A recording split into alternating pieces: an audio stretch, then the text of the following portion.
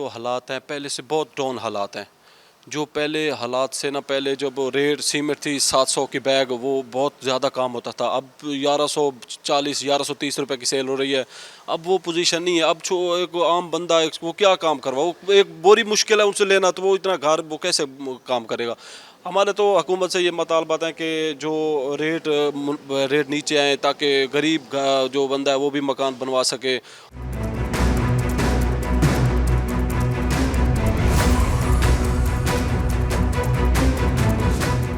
तकरीबन अगे जो 90% साढ़ा काम चलता है, इस टाइम 30 ਤੋਂ 40% चलता भी है। असा बड़े परेशान हैं क्योंकि जो दुकानदार है उसको कोई ना कोई शय मिल सी तो सानू मिल सी। 7 ਤੋਂ 8 रेड़े वाले काम करेंगे, सारे चपारी फारे नन होंगे।